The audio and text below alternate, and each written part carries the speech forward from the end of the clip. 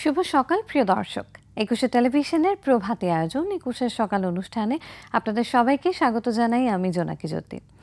দর্শক, যে একুশের উদ্দীপনা নিয়ে একুশে টেলিভিশনের যাত্রা, সেই একুশের মাস, ভাষার মাস ফেব্রুয়ারি।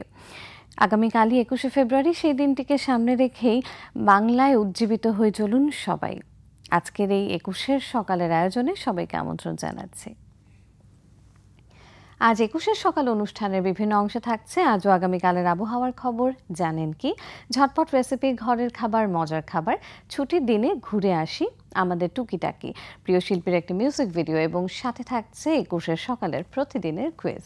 শুরুতেই চলুন জেনে নেওয়া যাক আজও আগামীকালের আবহাওয়ার খবরাখবর। আজ বুধবার, 7 ফাল্গুন 1431 বঙ্গাব্দ, 20 ফেব্রুয়ারি 2025 খ্রিস্টাব্দ, 21 সাবান 1446 হিজরি, বসন্তকাল। আজকের সূর্যাস্ত সন্ধ্যা 5টা 57 এবং আগামীকাল সূর্যোদয় সকাল 6টা 28। আবহাওয়া অধিদপ্তরের পূর্বাভাসে বলা হয়েছে, বৃহস্পতিবার সকালে অস্থায়ীভাবে আংশিক মেঘলা আকাশ সহ সারা দেশের আবহাওয়া প্রধানত শুষ্ক থাকতে পারে। সারা দেশেই রাতে তাপমাত্রা সামান্য হ্রাস পেতে পারে এবং দিনের তাপমাত্রা প্রায় অপরিবর্তিত থাকতে পারে। মধ্যরাত থেকেই সকাল পর্যন্ত সারা দেশে একটু কুয়াশাও থাকবে।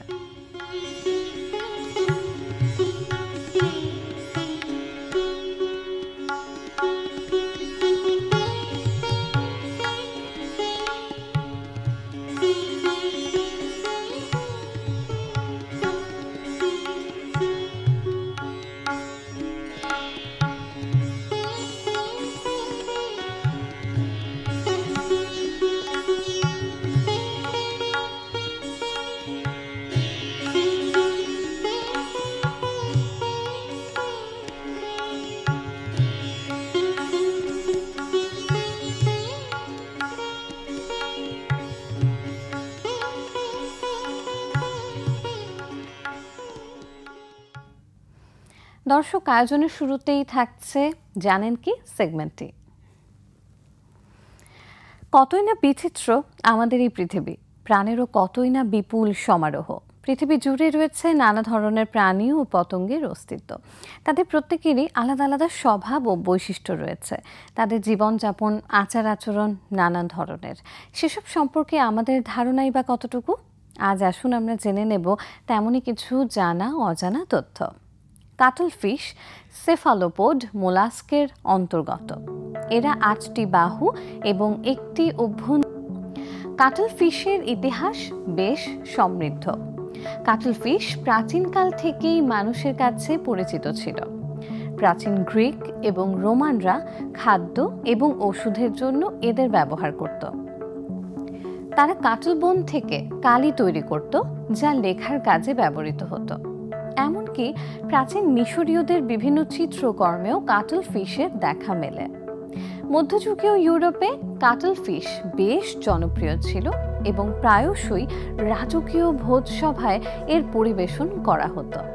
এছাড়া বিভিন্ন শিল্পকর্ম যেমন ভাস্কর্য ও চিত্রকর্মেও কাটল ফিশের উপস্থিতি লক্ষ্য করা যায়। বর্তমানে বিশ্বের অনেক দেশেই কাটল ফিশ খাওয়া হয়ে থাকে। সাধারণত গ্রিলড, ভাজা বা বেকড করে এটি পরিবেশন করা হয়। কাটল ফিশ একটি স্বাস্থ্যকর খাবার, যা প্রোটিন এবং অন্যান্য পুষ্টিগুণে সমৃদ্ধ। কাটল ফিশকে অন্যতম বুদ্ধিমান অমেরুদণ্ডী প্রাণী হিসেবে বিবেচনা করা হয়। তারা সমস্যা সমাধান করতে এবং নতুন জিনিস শিখতে সক্ষম। কাটল ফিশ তাদের জীবনকালে একবারই প্রজনন করে এবং প্রজননের পরেই মারা যায়। কাটল ফিশ সমুদ্রের বিভিন্ন অঞ্চলে বাস করে, তবে তারা অগভীর এবং উষ্ণ পানিতে থাকতেই পছন্দ করে। এরা একে অপরের সাথে যোগাযোগ করার জন্য বিভিন্ন অঙ্গভঙ্গি ও রঙের পরিবর্তন ব্যবহার করে থাকে। কাটল ফিশ তাদের পরিবেশের সাথে মিশে যাওয়ার জন্য খুব দ্রুত তাদের শরীরের রং পরিবর্তন করতে পারে। তারা বিভিন্ন রঙের ছোপ এবং নকশা ব্যবহৃত হয়। এদের ত্বকে ক্রোমাটোফোর নামক বিশেষ কোষ থাকে, যা তাদের শরীরের এই রং পরিবর্তন করতে সাহায্য করে। কাটল ফিশের অর্থনৈতিক গুরুত্বও কিন্তু বেশ। এদের মাংস বিভিন্ন দেশে রপ্তানি করা হয়। এছাড়াও কাটল বোন বিভিন্ন কাজে ব্যবহৃত হয়ে থাকে, যেমন পাখি এবং অন্যান্য প্রাণীদের খাদ্য হিসেবে এবং অলংকার তৈরিতে। কাটলফিশ একটি বহুমাত্রিক প্রাণী। খাদ্য, সংস্কৃতি এবং অর্থনীতিতে এর গুরুত্ব অনেক। দর্শক দেখছিলেন জানেন কি সেগমেন্টটি। আমাদের এবারের আয়োজনে থাকছে ঝটপট রেসিপি, ঘরের খাবার, মজার খাবার। দিনের অনেকটা সময় আমরা কাটাই বাসার ডাইনিংয়ে, আর তাই বাসার খাবার একটু মুখরোচক, একটু স্বাস্থ্যসম্মত হলেই সবারই কিন্তু ঘরের খাবারের প্রতি মনোযোগটাও বাড়ে। আর সেই খাবার যদি হয় মাঝে মধ্যেই একটু ভিন্নধর্মী, তবে তো কথাই নেই। ভোজনপ্রিয় সেসব মানুষের জন্যই আমাদের আজকের রেসিপির আয়োজন। আজকে আমরা শিখব কিভাবে ঘরেই চিকেন শর্মা বানানো যায়।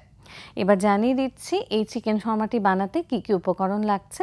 উপকরণগুলো হলো বোনলেস ছোট টুকরা করে কাটা মুরগির মাংস 250 গ্রাম, পাতলা করে কাটা পেঁয়াজ একটি, টমেটো একটি, শসা একটি, লেবুর রস 1 টেবিল চামচ, আদা রসুন বাটা 1 টেবিল চামচ, টক দই 2 টেবিল চামচ, তেল 2 টেবিল চামচ, লবণ স্বাদ মতো, লাল মরিচের গুঁড়ো স্বাদ মতো, গরম মশলা আধা চা চামচ, শর্মার রুটি, মেয়োনিজ প্রয়োজন মতো, শসা কুচি প্রয়োজন মতো।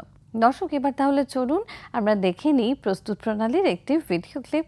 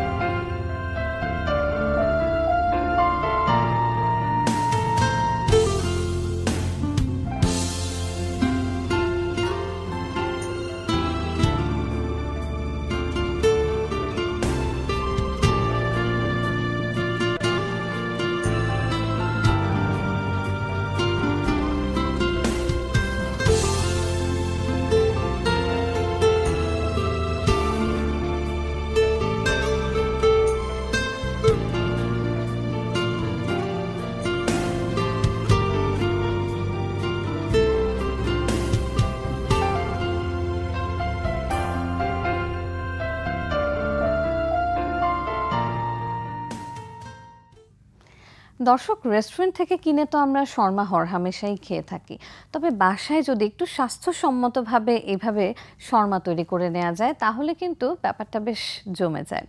দর্শক এ পর্যায়ে নিচ্ছি ছোট্ট একটি বিরতি, তবে বিরতির পর থাকছে আরও অনেক আয়োজন, তাই থাকুন একুশের সকালের সাথেই।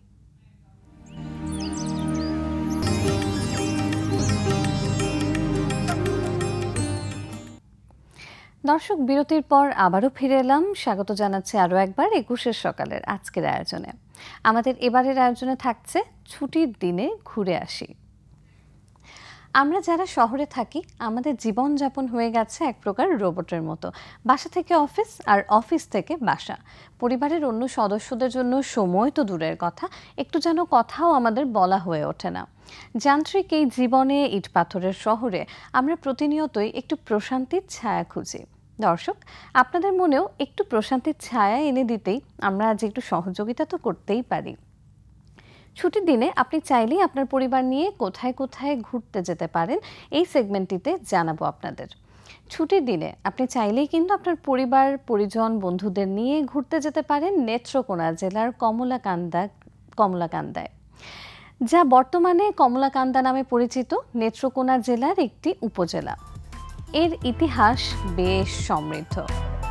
কমলাকান্দার নামকরণে একটি জনশ্রুতি রয়েছে। কথিত আছে একসময় এখানে প্রচুর কমলা পাওয়া যেত, সেই থেকেই জায়গাটির নাম হয় কমলাকান্দা।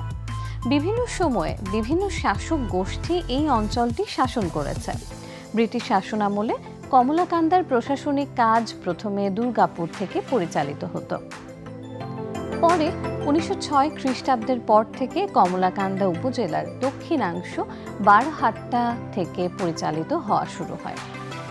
১৯৪১ সালের ১৭ নভেম্বর কমলাকান্দা ভারী থানাকে পূর্ণাঙ্গ থানায় রূপান্তর করা হয়। ১৯৬২ খ্রিস্টাব্দে নেত্রকোনা মহকুমার অন্যান্য থানাগুলোর মতো কমলাকান্দায়ও প্রশাসনিক কার্যক্রমের সঙ্গে সার্কেল উন্নয়ন ও রাজস্ব অফিস স্থাপিত হয়।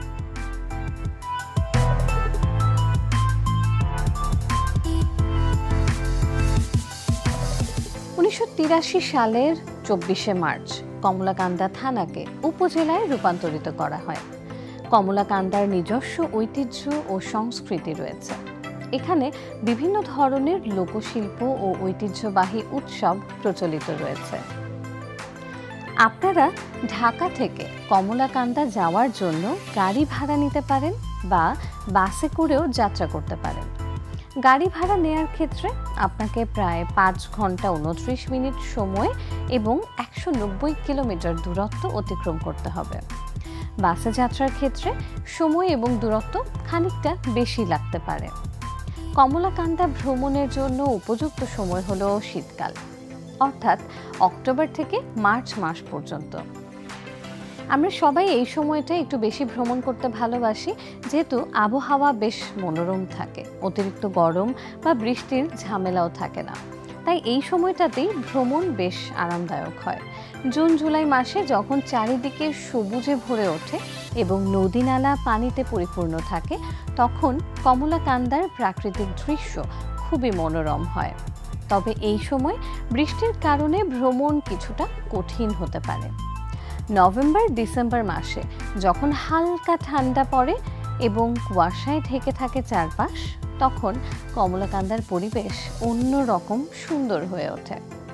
আপনার ভ্রমণের উদ্দেশ্য এবং পছন্দের উপর নির্ভর করে আপনি সময় নির্বাচন করতেই পারেন। যদি আপনি প্রকৃতি ও শান্ত পরিবেশ পছন্দ করেন, তাহলে বর্ষার শুরু বা শীতের শুরু আপনার জন্য হতে পারে উপযুক্ত সময়। আর যদি আপনি আরামদায়ক ভ্রমণ করতে চান, তাহলে শীতকাল সবচেয়ে ভালো। প্রিয় দর্শক, দেখছিলেন ছুটির দিনে ঘুরে আসি সেগমেন্টটি। এই সেগমেন্টটির সাথে আমরা তো কমলাকান্দা থেকে ঘুরেই এলাম। এবার চলুন ছোট্ট একটা বিরতি নেওয়া যাক। তবে কোথাও যাবেন না, কারণ ফিরছি আমাদের টুকিটাকি সেগমেন্টটি নিয়ে এবং থাকছে প্রিয় শিল্পীর একটি মিউজিক ভিডিও এবং ২১ সকালের প্রতিদিনের কুইজ। তাই থাকুন ২১ সকালের সাথেই।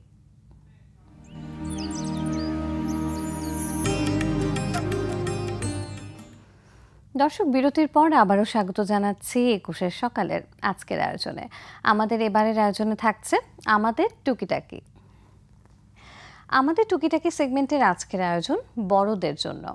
আমাদের সবার বাসায় অব্যবহৃত বিভিন্ন রকম জিনিসপত্র থাকে, আর এই অব্যবহৃত জিনিসগুলো দিয়েই আমরা কিন্তু চাইলেই বাসায় বসে বিভিন্ন রকমের গৃহসজ্জা সামগ্রী কিংবা প্রয়োজনীয় জিনিস তৈরি করে নিতে পারি।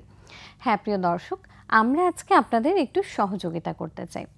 অপ্রয়োজনীয় অব্যবহৃত জিনিসপত্র দিয়ে কিভাবে গৃহসজ্জা সামগ্রী তৈরি করা যায়, আমরা আজকে শিখব আমাদের টুকিটাকি সেগমেন্টটিতে। দর্শক, আমরা চাইলেই বাসায় বসে বসে তৈরি করে নিতে পারি আকর্ষণীয় কাগজের একটি পাতা। এবার জানিয়ে দিচ্ছি এই কাগজের পাতা বানাতে কি কি উপকরণ লাগছে। উপকরণগুলো হলো যে কোনো রঙের কাগজ, লাল, নীল, হলুদ, সবুজ ইত্যাদি, একটি পেন্সিল, সুপার গ্লু এবং কাঁচি।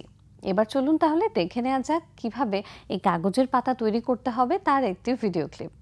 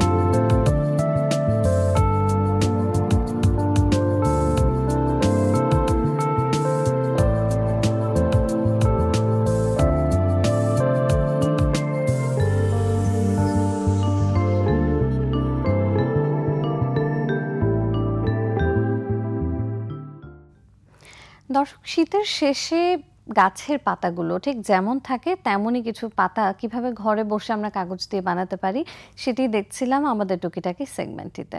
আমাদের এবারের আয়োজন ২১ সকালের প্রতিদিনের কুইজ।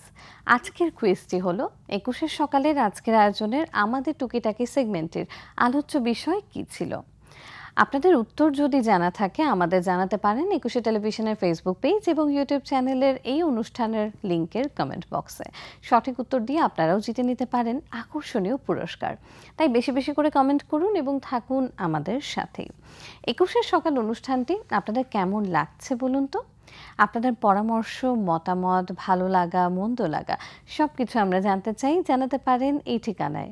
প্রযোজক ২১ সকাল, ২১ television limited, Jahangir tower, ১০ Kazi Nazrul Islam avenue, Karwan Bazar, Dhaka ১২১৫। Phone 8802-5501 4316 থেকে 25। ইমেল অ্যাড্রেস সকাল@21-tv.com। আমাদের এই অনুষ্ঠানটি দেখতে পারেন www.youtube.com/ttv-21 সকাল এই চ্যানেলটিতে। আমরা থাকবো আপনাদের সেই মতামতগুলো জানার অপেক্ষায়। দর্শক, পাশ্চাত্য ভাষা কিংবা সংস্কৃতির প্রভাব তো থাকতেই পারে, তবে যে যাই বলুক না কেন বাংলা ভাষা, বাংলা সংস্কৃতির মাধুর্য কিন্তু অন্য কিছুর সাথেই তুলনীয় না। তাই আসুন আমরা যেটা পেয়েছি সেটাকে সম্মান করি, সেটার মূল্য বুঝি। দর্শক, আজকের মতো ২১ সকাল থেকে এখানে বিদায় নিচ্ছি। দেখা হবে আবারও আগামীকাল একই সময়ে। সে পর্যন্ত সবাই ভালো থাকুন, সুস্থ থাকুন, চোখ রাখুন ২১ টেলিভিশনের পর্দায় পরবর্তী অনুষ্ঠানগুলোর সাথে। বিদায় নিচ্ছি আজকের মতো এবং সবাইকে আরও একবার শুভ সকাল।